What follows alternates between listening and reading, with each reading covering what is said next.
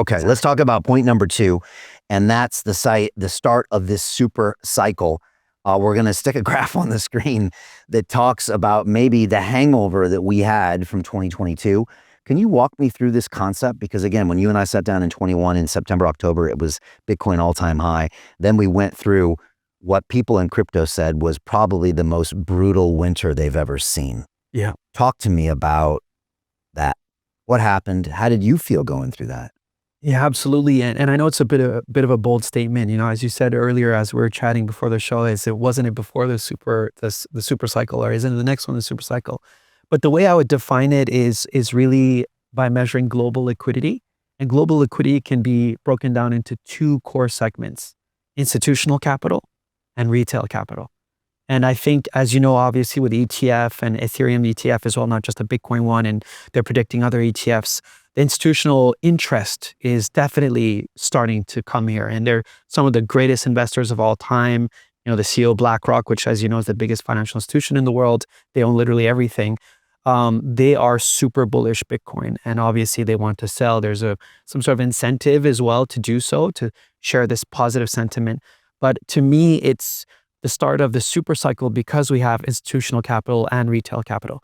Now, the issue that I'm seeing now, Brian, is that some of the retail capital, especially if we're talking about the current people who are already orange-pilled, who already love the markets, we lost a lot of money in the 2022 to 2023 era. We had so many black swans that's already kind of distorting the duration of the current cycle. Which, remember, like our 3 signals from the previous show, we talked about the average duration of a bear cycle versus, and we had the 4 seasons. Now it's complicated because we've compromised. We're kind of like walking on one leg, limping. We've been injured by all the black swans and malpractices of the previous cycle. So I just really define the super cycle as that intersection of institutional capital coming in, retail capital coming in, and people not just there for Bitcoin, but really understanding all the value accrual created by the dApps in the entire ecosystem. Okay, and so these big black swan events, like we saw FTX dropping 11 billion, we got Terra Luna dropping 40, we got Mashinsky dropping 58 billion, you got another 7 billion in scams and rugs, and Voyager dropping another 4. That's 100 billion gone. That burned retail so bad that it's taking a while to recover, is what you're saying. And so just to define super cycle, it's a cycle that lasts longer than we would expect. And I guess your point is that retail got so bruised up and they took so much pain and so much maybe paranoia that they're slower to come back. Exactly. Is what you're saying. Yeah. Okay. And that's why maybe the duration kind of metric signal will not be as accurate as it may have been in the past. Okay. I mean, obviously we still have the 4-year cycle, but how long will the summer last is a very difficult question to answer. It's interesting because every time we start in a bull cycle, people, they want to believe there's a super cycle, right? Because the longer it lasts, the better. So you always have to kind of check yourself, But as the instruments get bigger and broader and there's institutional liquidity, we would expect these to widen out. And we are going to talk about that a little bit later as well, about how we think these cycles will widen out. Global liquidity and crypto liquidity. This is something that's interesting to talk about. I don't think we went this macro last time. What do you see there, and what do you want to talk about when it comes to interest rates and all these things happening around? And I'm going to need your help on this one, Brian, because you actually lived it. You saw it before your eyes, so you're not just like me reading different papers online. So I think as you've actually experienced it, you'll have many comments. But what I've realized is from just before the .com bubble, when they started introducing monetary policy, when they started really controlling the market with the FOMC meetings, with the Fed rate, interest rate, because there is a very clear graph which says that, before the .com bubble era, like the interest rates didn't have such a significant impact on riskier assets like the stock market. But once they introduced monetary policy, where they had a bit of a switch where they could control the interest rates more, then all of a sudden that concept of Investment Club. Today, I consider it the best investment that I've ever made. We get 4 projects presented a week by their associated CEOs. Personally, I'm completely blown away by the quality of these projects, and I know of nowhere else where I would be given this same opportunity. Each week that passes, I feel more appreciative of the fact that I'm a member of this group. The vibe was just tremendous. Everybody's on the same wavelength. We just clicked. Everybody listened to each other, enjoyed their company. It was just magical, magical. Take action. Don't take my word for it. Due diligence you need to do. And I really hope that someday down the road I see you in the club. It far exceeded expectations, without question.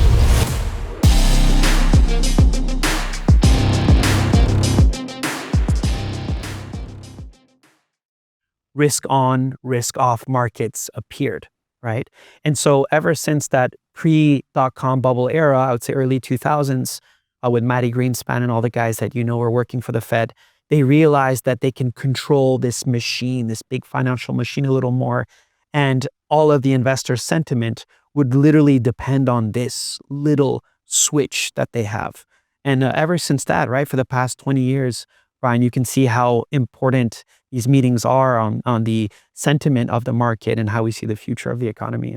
Yeah, and it's funny because people that are new to the markets, they come in and they say, why are we all walking around on eggshells and tuning in to see some, old white dudes come on a microphone that are employed by the US government, and we're trying to read the tea leaves by the vocabulary they use to see if they think the economy is going too fast or when they're going to raise or lower rates, as we listen to Jerome Powell. And people are saying, why does this even exist? In fact, Elon has even said we should abolish the Fed and, allow the president to make those decisions. Now, I don't know if that's the best thing, but the point is that most people, they're shocked that this really controls the world. Now, when I got to Wall Street in 1993, I just come from MIT. I got an engineering degree. I took some finance courses. I literally put all my stuff in a van. I drove into the Manhattan. It was crazy and scary and big. I studied for a month and got my Series 7 exam, my Series 63. I went down 33rd floor of Bankers Trust Plaza. It was a trading floor the size of a football field, about 400 crazy alpha males and females screaming their heads off, each making like $5 to $10 million a year. And they would run you over if you got in their way, like literally, physically, everything. And they all said, look, the thing that matters the most is the federal funds rate. That's what the Fed issues money at for overnight loans. And at the time, it had not been raised for a while, and the good times were rolling. And they explained, Brian, when they raise the rates, it makes borrowing money more expensive, which means companies won't borrow it. If you lower the rates, it makes it cheap, which means they borrow it and they spend it, and everybody grows. It's that simple. Yeah. So the lower the rates are, the cheaper the capital. It means you can go finance a new restaurant very cheaply. You can go buy some new cars cheaply. You can start a business. When things are really expensive, it's hard to do that. And so by dialing this up and down, it used to be the only way they controlled the economy when I started. And so we would wait for that rate. And I'll still never forget, I think it was February in 94, they jacked the rates up and nobody saw it coming. They went from 3% to 3.25%, and the whole market freaked out, bottomed out, sold out. Everybody lost a ton of money. And they ended up raising those rates, I think, all the way to 6%, and it freaked the markets out. But what you said was correct. Within the next 10 years and 15 years, that wasn't good enough anymore to control the economy. Now they start changing long-term rates and medium rates by buying back bonds with the cash they had. And that's known as quantitative easing. Quantitative easing, yeah. And now you saw that during COVID time, not only do they raise the lower front rates, they now will buy back assets by printing money. And now they can really control what we call the entire yield curve. And that means they can really play with the economy more. And that is now controlling risky assets more. And now, since crypto's getting so big, it's starting to affect our crypto markets. Whereas before they were uncorrelated, now they are. Exactly.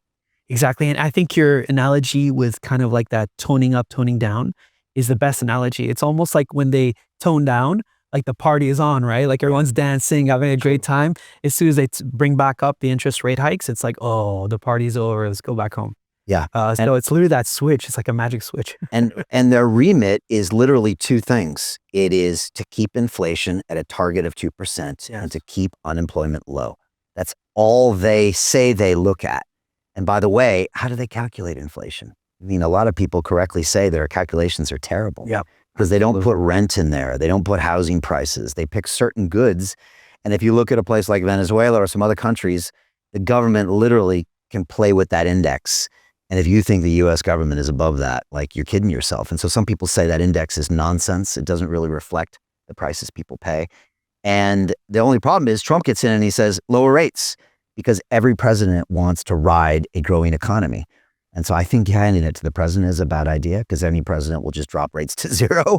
And so I think it's important to have, someone like Jerome Powell with a 5-year cycle that's independent of politics. But I think the whole thing needs revisiting. Hey, I know investing in crypto is scary. It takes a real leap of faith, because there are so many scams, rug pulls, and bad actors out there. It's a dangerous business, which is why 95% of people lose all their money. Well, that's why I created the London Real Investment Club, so you can access the hottest deals on the planet and use the crypto bull market to create the generational wealth that you deserve.